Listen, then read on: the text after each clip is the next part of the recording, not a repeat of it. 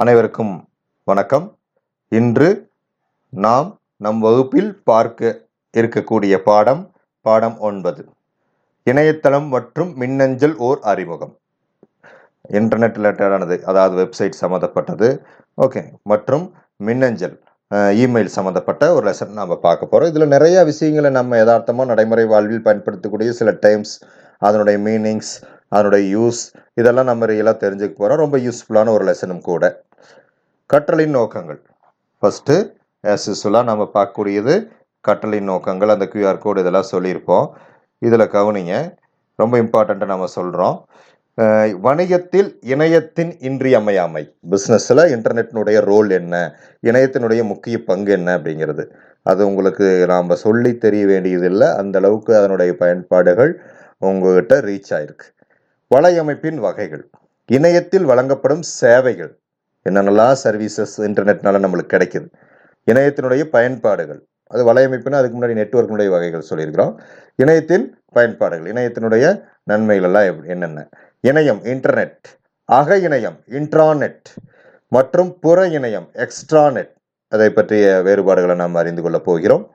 வலைப்பக்கம் மற்றும் வலைத்தளம், web page and website, அதை பற்றி தெரிஞ்சுக்க போகிறோம். வேறுபாடு.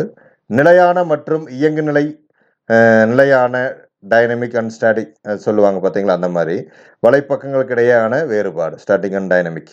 அடுத்தது வலை உலாவிகள், வெப் ப்ரௌசர்ஸ் மற்றும் தேடுபொறிகள். வெப் ப்ரௌசர்ஸ்னா Internet Explorer, Netscape Navigator, Google Chrome, Firefox, அந்த மாதிரி இருக்கக்கூடியது. தேடுபொறிகள் புரியுதுங்களா, யாஹூ, அந்த சர்ச்சின் கூகுள், அந்த மாதிரி இருக்கக்கூடியது.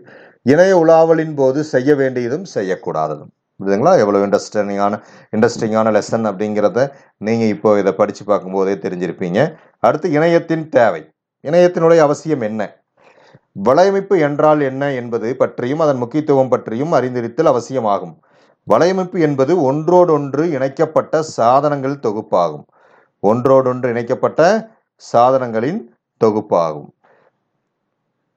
கணிப்பொறி, அச்சுப்பொறி, இந்த மாதிரி இருக்கிறதெல்லாம் இதுதான் வலையமைப்பு. வலையமைப்பு என்பது என்னவென்றால் ஒரு கணிப்பொறி, உன்னுடைய வகுப்பறை என எடுத்துக்கொள்வோம். வகுப்பறையில் ஒரு ஆசிரியர் டேபிள் மீது ஒரு கணிப்பொறி உள்ளது, மாணவிகளுடைய ஒரு டெஸ்க் மீது ஒரு கணிப்பொறிகள் உள்ளது, அங்கங்கே ஒரு கணிப்பொறிகள், ஒரு 4-5 கணிப்பொறிகள்.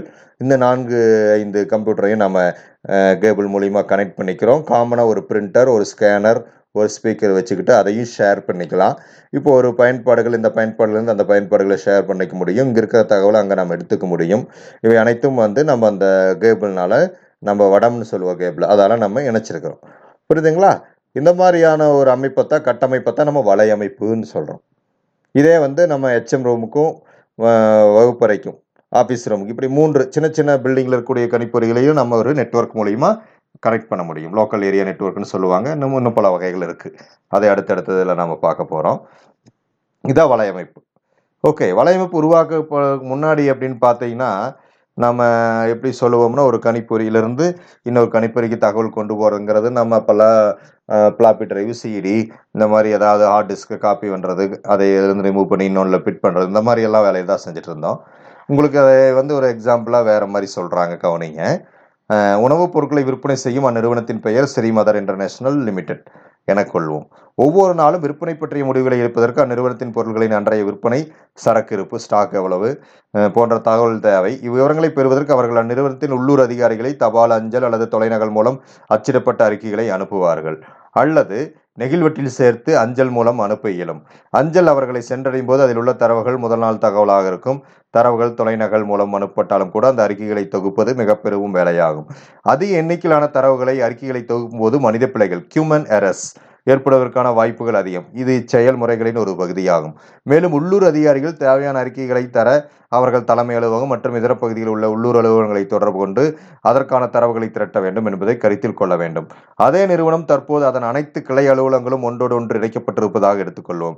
அதன் அனைத்து கிளை அலுவலகங்களிலிருந்தும் தரவுகள் அந்த நிறுவனத்தின் தலைமை அலுவலகத்தில் உள்ள ஒரு கிளிக் மூலம் உடனடியாக சேமிக்கப்படும். ஒரே ஒரு கிளிக்ல அந்நிறுவனத்தின் மேலாண்மை குழு ஆனது உலகத்தின் எந்த இடத்தில் உள்ள அந்நிறுவனத்தின் கிளை அலுவலகங்களின் தகவலை விரும்பிய வடிவில் பார்க்க முடியும். மேலும் இத்தரவானது நிகழ்கால தற்போதைய தேசத்தின் தரவாகும். அதாவது அவர்கள் தற்போதைய நிலவர தகவலை பார்க்க இயலும். தரவுகளானது மையப்பாடற்றதாக மையப்பகுதியில் சேமிக்கப்படுவதால் அந்த அலுவலகத்தில் இருந்தும் எந்த அலுவலக விற்பனை தொடர்பான தகவல்களையும் காண முடியும். வலை அமைப்பு இல்லாமல் தரவுகளை அனுப்பும்போது அதற்கான விலை, நேரம், உழைப்பு ஆகியவை மிக அதிகமானதாக இருக்கும். தரவுகளை மாற்றி அனுப்புவதற்கான செலவு, நேரம் மற்றும் உழைப்பு ஆகியவை வலையமைப்பினால் குறைகின்றது. மேலும் இது உற்பத்தியை அதிகரிக்கவும் வழி செய்கின்றது. இவை வளங்களை பகிர்ந்து கொள்வதன் மூலம் மிக முக்கியமான பயன். இவை வளங்களை பகிர்ந்து கொள்வதன் மூலம் வளங்களை மேம்படுத்த உதவுகின்றன.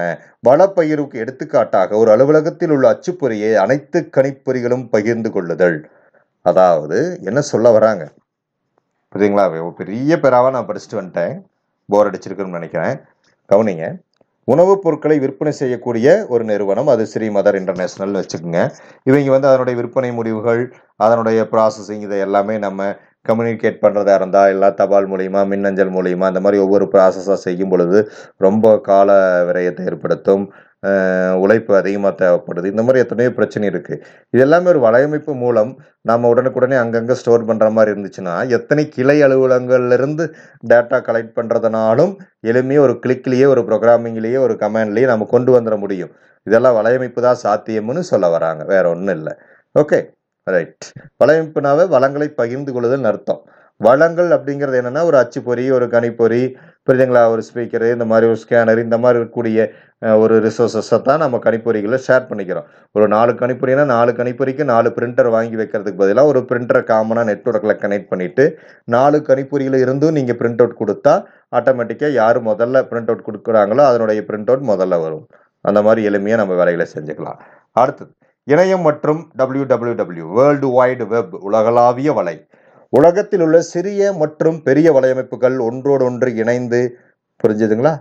இந்த மாதிரி சின்ன சின்ன வலையமைப்புகளாக இருக்கிறதத்தான் பின்காலத்தில் நம்ம என்ன பண்ணிக்கலாம், இணைந்து ஒரு இணையமாக உருவானது. ஓகே, இது இணையம் எனப்படும். உலகத்தில் உள்ள சிறிய மற்றும் பெரிய வலையமைப்புகள் ஒன்றோடொன்று இணைந்து பரந்த உலகளாவிய வலையை உருவாக்குகின்றன. வேர்ல்டு வைடு வெப், உலகம் பூரா பரவி இருக்கு. இது மாதிரி இருக்கிறதா இணையம். உலகளாவிய வலை அமைப்பான இணையம் TCP/IP, transmission control protocol, internet protocol போன்ற நெறிமுறை means set of rules, set of commands, protocols அப்படின்னு சொல்லுவாங்க. ரூல்ஸ், எதுக்கு ஒரு விதிமுறை இருக்குது. ஒரு கணிப்பொறி இன்னொரு கணிப்பொறியை தொடர்பு கொள்வது, ஒரு கணிப்பொறியிலேருந்து இன்னொரு கணிப்பொறிக்கு தரவுகள் செலுத்தப்படுகிறது அப்படின்னா அதை கண்காணிக்கிறதுக்கான வேலைகள் இருக்கு. அது இந்த மாதிரி ஒரு விதிமுறையில தான் தரவுகள் போகணும், நல்லா இருக்கு. அதைத்தான் நம்ம சொல்றோம். தரவு பரிமாற்றத்தை செய்யக்கூடியதான் அந்த TCP/IP அப்படிங்கிறது. அது ஒரு TCP/IP என்பது ஒரு வலையமைப்பிற்கான விதிமுறை அல்ல. இது என்ன பண்ணியிருக்குன்னா, நெறிமுறைகளையும் படிநிலைகளையும் உள்ளடக்கிய நெறிமுறைகளின் தொகுப்பு. அவ்வளோதான். என்னென்ன படிநிலைகள் அப்படிங்கிறத, எப்படி டேட்டா ப்ராசஸ் ஆகுதுங்கிறத கொண்டிருக்கக்கூடிய ஒரு தொகுப்பு. எந்த வடிவ தகவல் பரிமாற்றமானாலும் 2 நிலைகள் தேவை.